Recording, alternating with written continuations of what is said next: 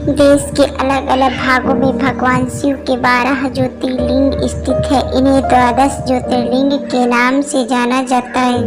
इन ज्योतिर्लिंगों के दर्शन पूजन आराधना से भक्तों के जन्म जन्मांतर के सभी पाप समाप्त हो जाते हैं।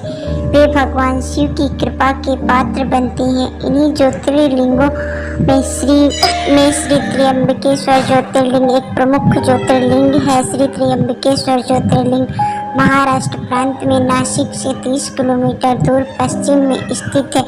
इस ज्योतिर्लिंग की स्थापना के विषय में शिव पुराण में यह कथा वर्णित है। एक बार महर्षि गौतम के तपोवन में रहने वाले ब्राह्मणों की पत्नियां किसी बात पर उनकी पत्नी अहिल्या से नाराज हो गईं। उन्होंने अपने पतियों को ऋषि गौतम का उपकार करने के लिए प्रेरित किया। उन ब्राह्मणों ने इनमें निमित्त भगवान श्री गणेश जी की आराधना की। उनकी आराधना से प्रसन्न हो गणेश जी ने प्रकट होकर उनसे वर मांगने को कहा। वे ब्राह्मण बोले, प्रभु यदि आप हम पर प्रसन्न हैं तो किसी प्रकार ऋषि गौतम को इस आश्रम से बाहर निकाल दें। उनकी यह बात सुनकर गणेश जी ने उन्हें ऐसा वर न मांगने के लिए समझाया, किंतु वे अपने आग्रह पर अटल रहे। अंततः गणेश जी को विवश होकर उनकी बात माननी पड़ी। अपने भक्तों का मान रखने के लिए वह एक दुर्लभ गाय का रूप धारण करके ऋषि गौतम के खेत में जाकर रहने लगे। गाय को फसल चरता देखकर ऋषि बड़ी नरमी के साथ हाथ में तृण लेकर उसे हाँकने के लिए लपके। उन तृणों को स्पर्श होते ही वह गाय वहीं गिरकर मर गई। अब तो बड़ा हाहाकार मचा। सारे ब्राह्मण एकत्र हो गौ हत्या ऋषि गौतम की भर्त्सना करने लगे।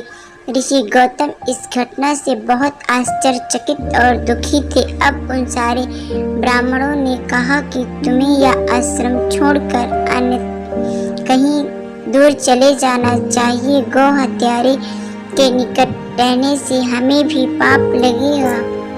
विवश होकर गौतम ऋषि अपनी पत्नी अहिल्या के साथ वहां से एक कोस दूर जाकर रहने लगे, किंतु उन ब्राह्मणों ने वहां भी उनका जीना दुष्भार कर दिया। वे कहने लगे, गौ हत्या के कारण तुम्हें अवैध पाठ और यागादि के कार्य करने की कोई अधिकार नहीं रह गया।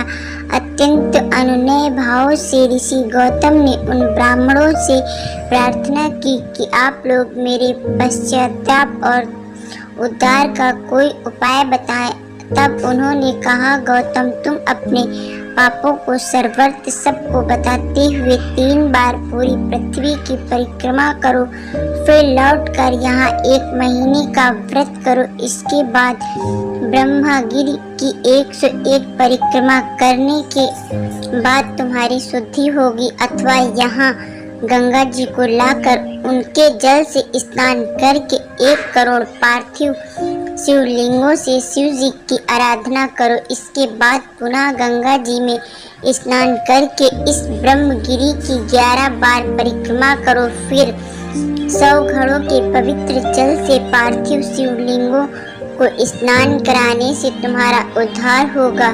ब्राह्मणों के कथनानुसार महर्षि गौतम ने सारे कार्य पूरे करके पत्नी के साथ पूर्णतया तल्लीन होकर भगवान शिव की आराधना करने लगे। इससे प्रसन्न हो भगवान शिव ने प्रकट होकर उनसे वर मांगने को कहा।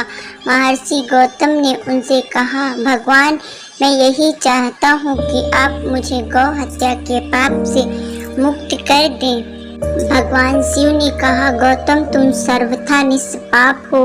गौ हत्या का अपराध तुम पर छल पूर्वक लगाया गया था। छल पूर्वक ऐसा कराने वाले तुम्हारे आश्रम के ब्राह्मणों को मैं दंड देना चाहता हूँ। इस पर महर्षि गौतम ने कहा, प्रभु उन्हीं के निमित्त से तो मुझे आपका दर्शन प्राप्त हुआ है। अब उन्हें मेरा परम हित समझकर उन पर आप क्रोध न करें। बहुत से ऋषियों मुनियों और देवगणों ने यहाँ एकत्र हो गौतम की बात का अनुमोदन करते हुए भगवान शिव से सदा वहां निवास करने की प्रार्थना की। वह उनकी बात मानकर वहां त्र्यंबकेश्वर ज्योतिर्लिंग के नाम से स्थित हो गए। गौतम जी द्वारा लाई गई गंगा जी भी पास में गोदावरी नाम से प्रवाहित होने लगी।